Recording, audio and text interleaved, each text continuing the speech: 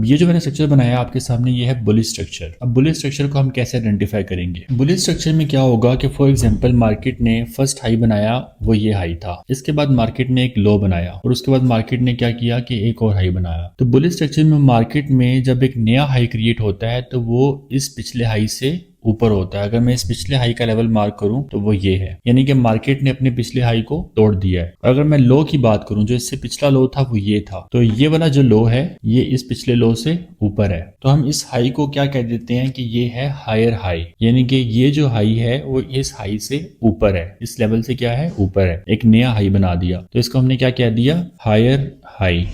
अब जो मार्केट में ये लो बना था, अब जो सेकंड लो मार्केट ने बनाया है वो इस लो के लेवल से ऊपर है, तो इसको हम क्या कह देंगे, हायर लो। इसी तरह अगर आप इससे आगे मूव करते हैं तो मार्केट ने जो थर्ड हाई बनाया वो इस हाई के लेवल से ऊपर है। अगर आप इस हाई का लेवल देखें तो वो ये लेवल है। मार्केट ने क्या किया कि इस लेवल को ब्रेक किया और एक नया हाई बना दिया इस लेवल के ऊपर। तो ये क्या हाई बन गया, नया हायर हाई। अब मार्केट ने जो नया लो बनाया वो इस लो से ऊपर है, तो ये लो क्या बन जाएगा, हायर लो। अब इसी तरह आप अगले हाई को देखें तो वो इस हाई के लेवल से ऊपर है, ये क्या बना, हायर हाई। और ये जो लो है वो इस लो से ऊपर है और ये क्या बन गया, हायर लो। तो ये जो स्ट्रक्चर मार्केट में बनता है इसे हम कहते हैं बुलिश स्ट्रक्चर। तो बुलिश मार्केट स्ट्रक्चर में क्या बनता है, higher highs and higher lows. इस स्ट्रक्चर को हम क्या कहते हैं, बुलिश